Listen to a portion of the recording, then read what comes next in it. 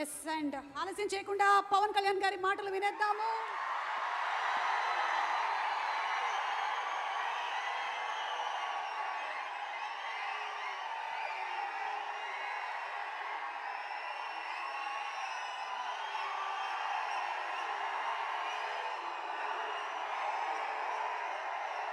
Harihara Veeramallu pre release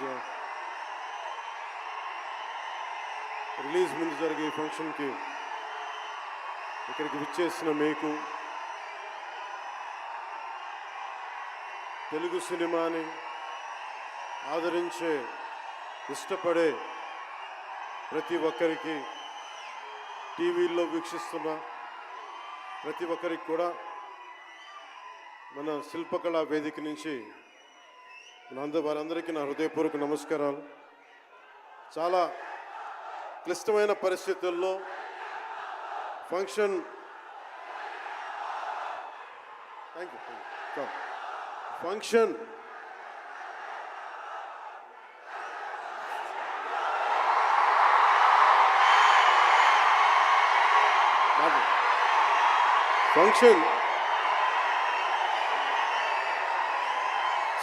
Hyderabad తెలంగాణలో Harihara Veeramallu function ఒక కనీసం లక్షలాది మంది మధ్య జరుపుకుందామని ప్లాన్ చేసిన వర్షాభావాలు ఇతరత్ర కారణాల వల్ల దాన్ని ముందుకు తీసుకెళ్ళలేక ఫంక్షన్ సైజ్ని మనం శిల్పకళ వేదికకి పరిమితం చేసినా కానీ ప్రతి ఒక్కరికి టీవీలో కూర్చొని మరింత సురక్షితంగా చూడాలని ఒక ఉద్దేశం. ఇలాంటి ఒక ఫంక్షన్ చేసుకోవాలంటే చాలా ఒత్తిళ్ళు ఉంటాయి. అలాంటి పరిస్థితుల్లో ముఖ్యంగా హైదరాబాద్ తెలంగాణలో పర్మిషన్ ఇచ్చిన, ఈ సభకి పర్మిషన్ ఇచ్చిన గౌరవ ముఖ్యమంత్రి శ్రీ అనుముల తెలంగాణ గౌరవ ముఖ్యమంత్రి శ్రీ అనుముల రేవంత్ రెడ్డి గారికి ప్రత్యేకించి నా ప్రత్యేక ధన్యవాదాలు, హృదయపూర్వక నమస్కారాలు. అలాగే డీజీపీ గారికి, శ్రీ జితేందర్ ఐపీఎస్ గారికి, అలాగే సైబరాబాద్ కమిషనర్ పోలీస్ శ్రీ అవినాష్ మోహంతి గారికి కూడా నా ప్రత్యేకమైన కృతజ్ఞతలు. ఇది పాపం చాలా బోనాల పండుగ సమయంలో ఒత్తిడి గురవకూడదు, తొక్కిసలాట జరగకూడదు. ఇలాంటి పరిస్థితుల్లో హరిహర వీరమల్లు ప్రీ రిలీజ్ ఈవెంట్కి పర్మిషన్ ఇచ్చిన తెలంగాణ ప్రభుత్వం గౌరవ ముఖ్యమంత్రి గారికి, డీజీపీ గారికి, సైబరాబాద్ కమిషనర్ గారికి మరోమారు ప్రత్యేకంగా ధన్యవాదాలు తెలుపుకుంటూ, ప్రతి ఒక్క రోడ్డు మీద ఉన్న ఇంతమంది మన అభిమాన జనం వస్తే వారందరికీ సహకరించిన, తొక్కిసలాట లేకుండా సహకరించిన పోలీస్ సోదరులందరికీ, ఇన్స్పెక్టర్స్కి, సర్కిల్ ఇన్స్పెక్టర్స్కి, డిఎస్పీస్కి, ప్రతి ఒక్కరికి అభిమానుల తరపున, హరిహర వీరమల్లు యూనిట్ తరపున నా ప్రత్యేక నమస్కారాలు, కృతజ్ఞతలు తెలియజేస్తాను.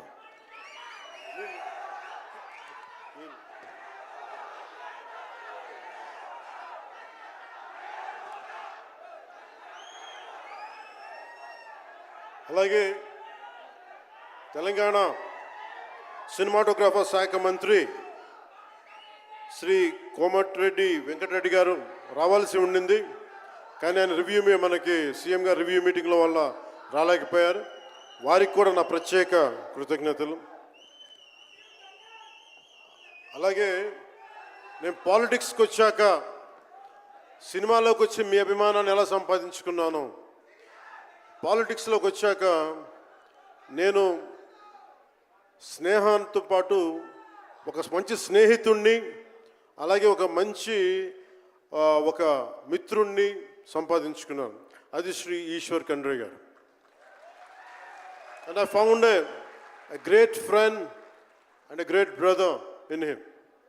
I am truly grateful to you, sir, from coming all the way from Karnataka, for making your time in your busy schedule, and I'm eternally grateful to you for making your presence felt here. Your blessings and your kind words and your good words are truly inspiring, and we will truly cherish this moment with you, sir. We are grateful to you. అలాగే కందుల దుర్గేష్ గారు గౌరవ పర్యాటక సాంస్కృతిక శాఖ మరి cinematograph శాఖ మార్చులు ఆంధ్రప్రదేశ్ ప్రభుత్వం. అలాగే ప్రత్యేకించి రఘురామకృష్ణరాజు గారు, మీకు తెలుసు కదా, ఆయన గురించి చెప్పక్కర్లేదు కదా. గౌరవ ఆంధ్రప్రదేశ్ శాసనసభ ఉపసభాపతి, ఆయన మాటని శాసనసభలో చూడాలి, చాలా ఆనందంగా ఉంటుంది ఆయనతోటి. వారికి కూడా నా ప్రత్యేకంగా ధన్యవాదాలు.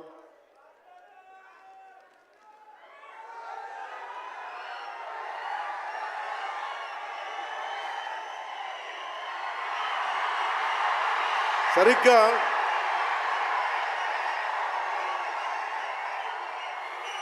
ఒక 2 సంవత్సరాల క్రితం భీమ్లా నాయక్ రిలీజ్ అయినప్పుడు,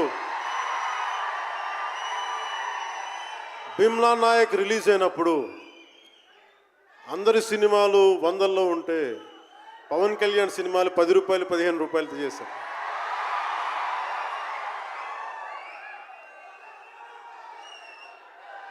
నేను ఒకటే చెప్పాను ఆ రోజున, మనల్ని ఎవడు రాపేది.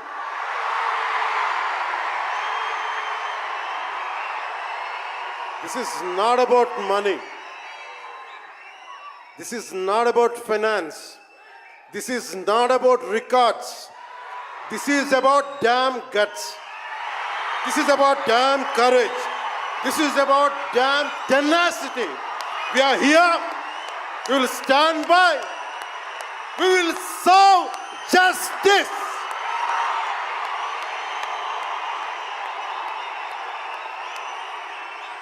పవన్ కళ్యాణ్ ఎప్పుడు రికార్డుల కోసం ప్రయత్నం చేయాల. Reluctant actor.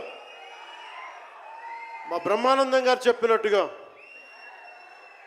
నేనేం కోరుకోలే, నేను ఒక యాక్టర్ అవ్వాలని కోరుకోలే, సగటు మనిషిగా బతుకుదామన్న ఒక్క ఆలోచన తప్ప నాలో ఏం లేదు. అలాంటిది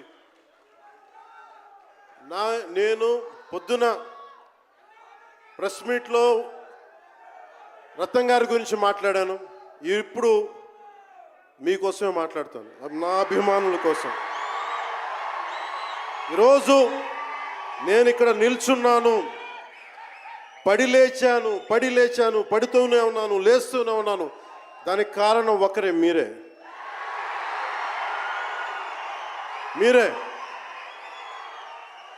పడిపోయినా, కింద పడ్డా, లేచినా, ఉన్నా, అన్నా నీ వెంట మేము ఉన్నామని.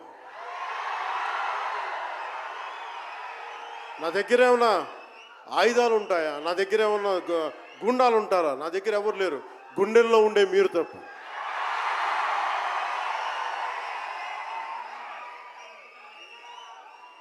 దాదాపు నేను 96లో నా మొదటి సినిమా అక్కడమ్మ ఇక్కడబ్బాయి. ఇది 2025 అంటే ఆల్మోస్ట్ 29 to 30 years. అంటే దాదాపు 29-30 సంవత్సరాలు నేను చిత్ర పరిశ్రమకు వచ్చి. ఎలా ఉంది అంటే నాకే తెలియదు, అలా కాలం ఇట్లా అయిపోయింది. కానీ కొంత వయసు పెరిగిందేమో కానీ గుండెల్లో చావు ఇంకా చావాలి, బతికాం. ఇక్కడే సభలో సర్దార్ గబ్బర్ సింగ్ సినిమాకి మహబూబ్ నగర్ నుంచి వచ్చిన ఒక యువకుడి గురించి చెప్పాను, మన అభిమానులు ఒకటి గురించి చెప్పాను. అన్నా నువ్వేమి ఇవ్వదు, ఒక హిట్ ఇవ్వన్నా చాలని. ఆ రోజు నేను భగవంతుని కోరుకున్నాను, నా అభిమానుల కోసం, నా కోసం కాదు కానీ ఒక హిట్ ఉంటే బాగుంటుంది అని కోరుకున్నాను. అది హరీష్ శంకర్ గబ్బర్ సింగ్ వల్ల తిరిగి వచ్చింది. కానీ ఈ సినిమా చాలా డిఫికల్ట్ టైమ్స్లో చేశాను. ఇది సినిమాల మీద టెక్నీషియన్గా నేను ఉండి ఒక నిమిషం సినిమాలు కష్టంగా ఉండి, ఒక సినిమా చేయడం ఎంత కష్టమో, సినిమా చేయడం చాలా చాలా కష్టం. నేను మీతో పంచుకోదలుచుకున్నాను ఈ రోజున. మీకు సంబంధించి నేను మొదటి సినిమా నుంచి ఇప్పుడు దాకా జానీ సినిమా నేను చేసినప్పుడు అది ఫెయిల్ అయితే, ఆ సినిమా ఫ్లాప్ అయితే ఎలా ఉంది అంటే ఆ రోజు నా పరిస్థితి, వరుసగా హిట్లు కొట్టి కూడా ఒక్క సినిమా ఫ్లాప్ అయితే అందరూ మీరు వదలలేదు. నేను మీ గురించి ఎప్పుడు మాట్లాడతాను. అంటే ధనం మూలం మిదం జగత్ అంటాం. అంటే అన్ని బంధాలు, కార్ల్ మార్క్స్ చెప్పిన అన్ని బంధాలు ఆర్థిక బంధాలని సినిమా పరిశ్రమలో మరింత బలంగా తెలుస్తాయి. నా రెమ్యునరేషన్ ఇచ్చేసాను అని నా దగ్గర అంతమించి డబ్బులు లేవు. కానీ ఆ రోజు నుంచి ఈ రోజు దాకా ఒకటైతే మార్పు జరిగింది. నేను చిత్ర పరిశ్రమ హిట్స్ ఫ్లాప్స్ ఇవన్నీ వదిలేసి నేను ఒకటే నమ్మాను, నా అభిమానులు నాకున్నారు, నన్ను ప్రేమించే వాళ్ళు ఉన్నారు. డబ్బుకి ఎప్పుడు నేను ప్రాధాన్యత ఇవ్వను. నేను ఇచ్చింది బంధాలకు ప్రాముఖ్యత ఇచ్చాను. మనిషి నుంచి మనిషి బంధం. నా గుండె నుంచి మీ గుండెకి 2 గుండెల దూరం అంతే. నేను ఏమి కోరుకోలే, చాలా కష్టాల్లో ఈ సినిమా చేశాం. పేరుంది, ప్రధానమంత్రి గారి దగ్గర నుంచి అందరు తెలుసు. కానీ దానివల్ల డబ్బులు రావు. మనకి డబ్బులు వచ్చే సినిమానే రావాలి. కానీ సినిమాని ఎలా చేస్తాం? మిమ్మల్ని రంజింపచేయాలి, మిమ్మల్ని ఆనందింపచేయాలి. మనకి ఖుషీ లాంటి సినిమా తీసిన ఏఎం రత్నం గారు ఎప్పుడో 2017లో ఎప్పుడో సినిమా వచ్చి మీరందరూ తిడతా ఉంటారు కదా నన్ను, ఎంతసేపు రీమేకులు చేస్తావు అని. కరెక్ట్, ఏం చేయమంటారు చెప్పండి? మనకెవరు పెద్ద పెద్ద దర్శకులు లేరు. మన కింద నుంచి వచ్చిన వాళ్ళం. మనకి ఒక్క నిమిషం,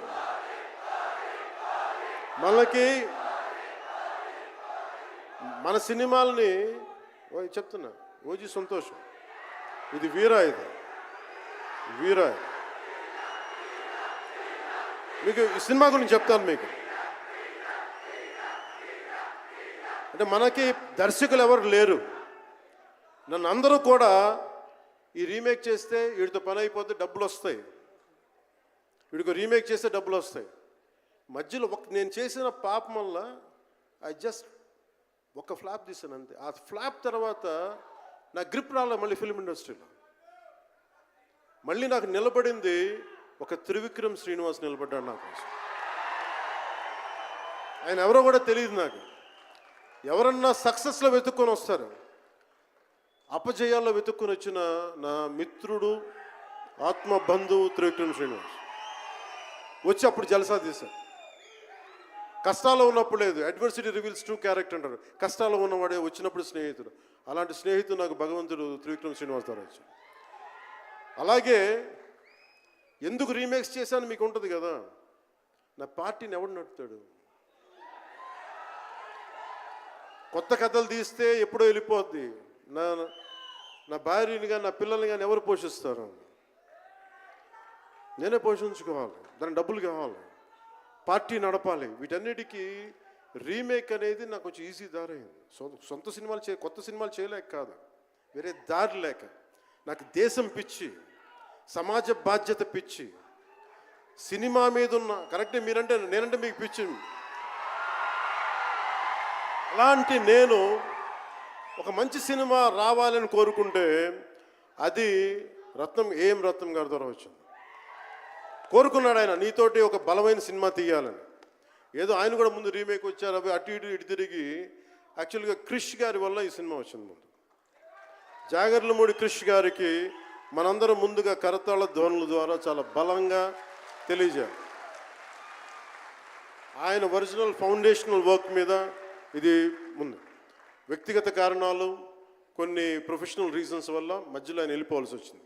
ఈ సినిమాకి 2 కరోనా ఇది వచ్చినాయి, 2 కరోనా వేవ్స్ కొట్టినాయి. దాని మధ్యలో నలిగిపోయింది సినిమా. అలాంటి సమయంలో ఒక ఆస్కర్ విన్నర్ ఎక్కడో మనం ఆంధ్రప్రదేశ్లో చిన్న బడ్జెట్లో సినిమా తీస్తే మన బడ్జెట్స్ ఎంత ఉంటాయి? 10 కోట్లు 15. అలాంటి సినిమాల నుంచి సంగీత దర్శకత్వం వహించి మనం పెట్టే నాటు నాటు నాటు అనే పాట ప్రపంచమంతా ఉర్రూతో లూగిస్తుంది అనేది తెలియజేశారు కీరవాణి గారు. అలాంటి కీరవాణి గారు నేను ఈ సినిమాని ఎన్నిసార్లు చేసే పరిస్థితుల్లో నిజంగా ప్రతిసారి నాకు నిరుత్సాహం ఉండేది.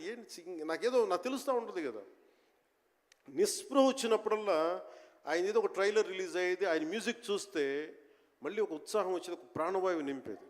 సార్, ఈ సినిమాకి ఈ రోజున ఇంత బలంగా ఆత్మవిశ్వాసంతో ఉన్నామంటే you are the hero sir. You are the true hero sir for us. Without కిరవాణిజీస్ music this is not Harihara Veeramallu. ఈరోజు హరిహర వీరమల్ బలంగా ఉంది అంటే it's only the dedication and the kind of effort he has put into the film is truly commendable and truly admirable, sir. We are truly grateful to you, sir. మధ్యలో వారి నాన్నగారిని కోల్పోయి ఆ సమయంలో కూడా మనస్ఫూర్తిగా ఆయనకి ఆ బ్యాక్గ్రౌండ్ స్కోర్ ఇచ్చినందుకు, సొంత తండ్రిని కోల్పోయి కూడా ఇచ్చినందుకు మరోమారు వారికి ప్రత్యేకంగా కీరవాణి గారి టీంకి, కీరవాణి గారి గాయకులకి, వారి రికార్డింగ్ టీంకి, వారి ఇంజనీరింగ్ డిపార్ట్మెంట్కి, ప్రతి ఒక్కరికి నా హృదయపూర్వక ధన్యవాదాలు.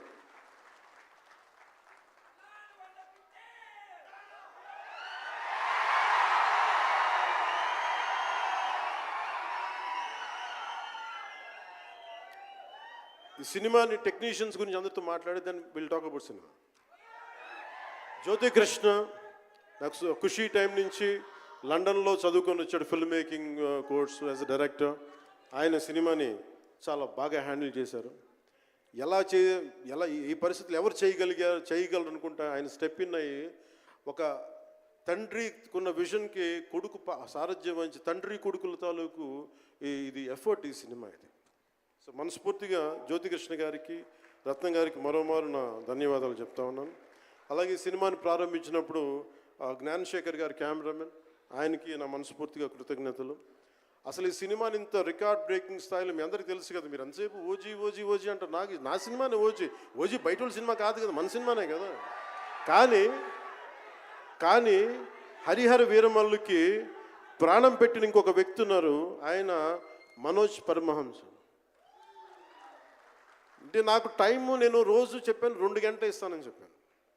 నేను అడ్మినిస్ట్రేటివ్ నా దగ్గర ఉంది, ఈశ్వర్ ఖండ్రే గారిలాగా నేను కూడా ఫారెస్ట్ మినిస్టర్, దాంతోపాటు పంచాయతీ రాజ్ ఉంది. వీటన్నిటి మధ్యలో నేను ఇవ్వగలిగేది 7 నుంచి 9 2 గంటలు ఇస్తాను. మీకు ఏం చేస్తుంటారో చేసుకోండి. వారానికి 5 రోజులు ఇచ్చేవాడు. ఈ 5 రోజుల్లో దాన్ని చాలా పగడ్బందీగా ప్లాన్ చేసి మంగళగిరిలో ఉన్న జనసేన పార్టీ ఆఫీస్ నుంచి 2 గంటల ఒక కూతవేటు దూరంలో ఉన్న నా సన్నిహితులు, నా మిత్రులు రమేష్ లింగంనేని గారి మిడ్ వ్యాలీ స్టూడియో, వాళ్ళ స్థలం ఉంటే దాన్ని మిడ్ వ్యాలీ స్టూడియోస్గా మార్చేసి అక్కడే సెట్స్ చేసాం. మొత్తం మేజర్ వర్క్ అక్కడే చేసి దాని స్పెషల్ ఎఫెక్ట్స్ చేసాం. ఇలాంటివన్నీ సహకరించినందుకు, చేయగలిగిన సత్తా ఉన్న మనోజ్ పరమహంస గారికి మనస్ఫూర్తిగా నా ధన్యవాదాలు. అలాగే ఎగ్జిక్యూటివ్ ప్రొడ్యూసర్ దయాకర్ రావు గారికి, అలాగే ఆర్ట్ డైరెక్షన్కి చేసిన తోట తరుణి గారికి, అలాగే పాపం నేను పొద్దున కూడా చెప్పాను, ఈ సినిమాకి ఎవరన్నా సరే ఎంతమంది క్యాస్టింగ్ ఉన్నారు ఈ రోజున. విచిత్రంగా నేను, నిధి అగర్వాల్ తప్ప ఇంకెవరు లేరు. మన భరణి గారు, రఘు గారు, చాలా మేజర్ క్యాస్టింగ్ ఉంటే ఎవరు లేరు. దానికి ఈ సినిమాని ఇన్ని రోజుల దాకా, గత నెల రోజుల నుంచి ఒంటి చేత్తోటి జనం మధ్యలో ఉండేలాగా నిధి అగర్వాల్ గారికి మనస్ఫూర్తిగా నేను ఆవిడని చూసి సిగ్గు తెచ్చుకొని నేను కూడా ఈ రోజున మాట్లాడాను.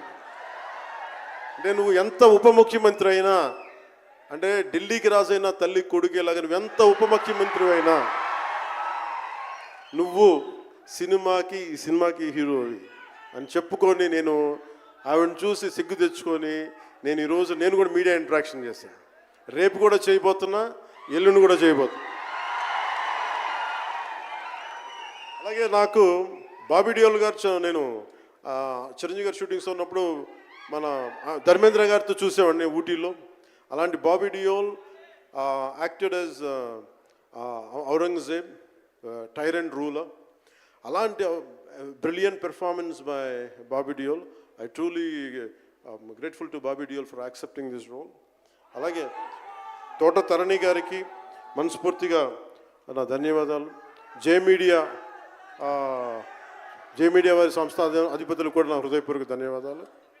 ముఖ్యంగా రేట్స్ ఇచ్చి 2 సంవత్సరాల క్రితం భీమ్లా నాయక్ రిలీజ్ అయినప్పుడు 10-15 రూపాయల టికెట్తో వచ్చినప్పుడు నేనేమన్నా. కానీ మీ కోరిక మేరకు ఈరోజు టికెట్ రేట్స్ పెరిగి ప్రభుత్వం మనదొచ్చి మన సినిమా ఇప్పుడు రిలీజ్ అయింది. ఆ రోజు మీరు పంతం కొద్ది చూశారు. ఈరోజు ఆ రోజు పెట్టిన ఎఫర్ట్కి ఇది బయటకు వచ్చింది. ఇది దాని తాలూకు సత్తా మీరు చూస్తారు ఈరోజు. Okay, now will come back to the story of Harihara Veeramallu. Harihara Veeramallu ఇది నాకు చాలా ఇష్టమైన సబ్జెక్ట్. ఇది మనందరం చరిత్రలో చదువుకుంటాం. భారతదేశం ఎవరి మీద దాడి చేయలే, భారతదేశం ఎవరి మీద కూర్చొని ఆక్రమణం చేయలే. ఈ దేశాన్ని అందరూ ఆక్రమించుకున్నారు. మనం చదువుకున్న టెక్స్ట్ బుక్స్లో కానీ స్కూల్ బుక్స్లో కానీ ఎంతసేపు మొఘల్ తాలూకు గొప్పతనాన్ని చెప్పారు తప్ప మొఘల్ తాలూకు అరాచకాన్ని చెప్పలేదు ఎవరు. Akbar is great, Shahjahan is great, Aurangzeb is great అంటే what they had done. Vijayanagara empire గురించి మాట్లాడాల. ఇంతమంది కింగ్స్ ఉన్నారు, ఎవరి గురించి మాట్లాడాల. We always heard about Mughals' greatness, but what Aurangzeb has done to our country, సొంత తమ్ముడిని చంపేసి దారా సిక్కుని చంపి షాజహాన్ని జైల్లో పెట్టి నువ్వు హిందువుగా బతకాలి అంటే నువ్వు ట్యాక్స్ కట్టాలి. Can you imagine? For being a Hindu you have to pay tax as a Hindu, just to accept, to practice. ఇలాంటి సమయంలో ఒక ఛత్రపతి శివాజీ మహారాజ్ లాంటి వాడు గుండెల్లో శౌర్యాన్ని నింపాడు. మనకి తమిళనాడు దురాక్రమణ గురైతే all the way from Maharashtra he came back and supported, stood by people. ఇలాంటి నేపథ్యంలో హరిహర వీరమల్లు ఒక ఫిక్షస్ క్యారెక్టర్, ఒక కల్పిత పాత్ర.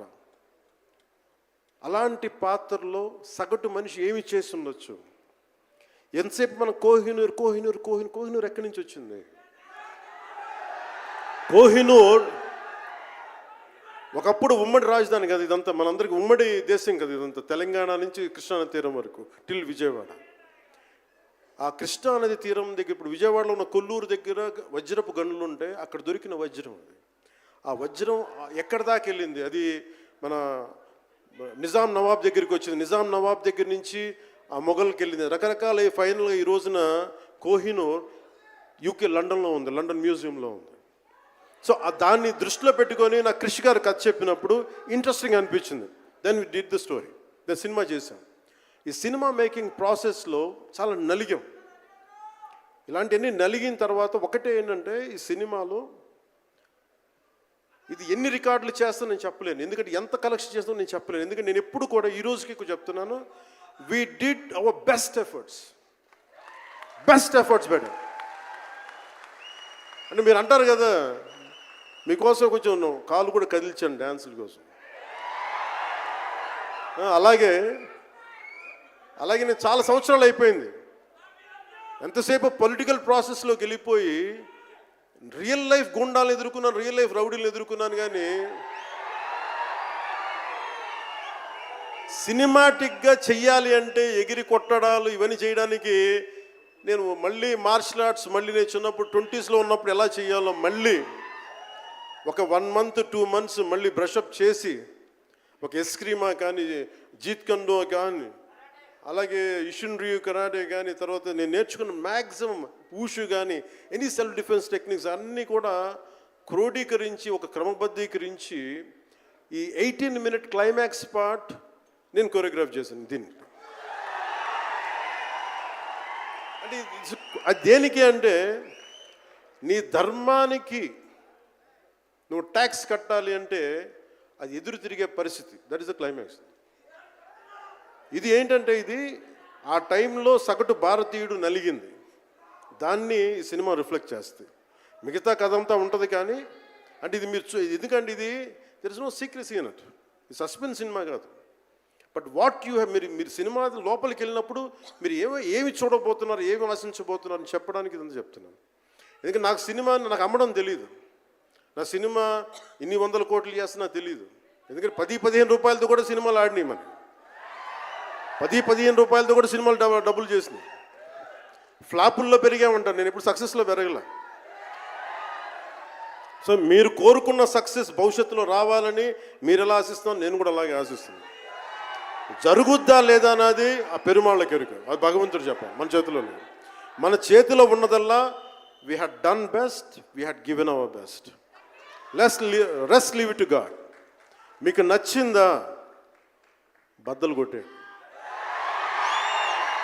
That's all I can say. మీకు మీరే నా బలం, మీరే నా బలం. నేను కష్టాల్లో ఉన్నా, ఓటమిలో ఉన్నా, ఎక్కడున్నా అన్నా నీకున్నావని చెప్పిన వాళ్ళు మీరు. మనల్ని ఎవడరా ఆపేదంటే, మనల్ని ఎవడన్నా ఆపేదని ముందుకొచ్చింది మీరు. మీకు ప్రతి ఒక్కరికి పేరు పేరున ఈ గుండె ఎవరి కోసం కొట్టుకోదు, మీకోసం కొట్టుకుంటుంది, మీ కష్టాల కోసం కొట్టుకుంటుంది. మళ్ళీ విశాఖపట్నంలో కలుసుకుందాం. టిల్ దెన్ జై భారత్, జై హింద్. ఒక గ్రూప్ పిక్చర్ కోసం పవన్ కళ్యాణ్ గారిని ఉండవలసిందిగా రిక్వెస్ట్ చేస్తున్నాము. ఒక గ్రూప్ పిక్చర్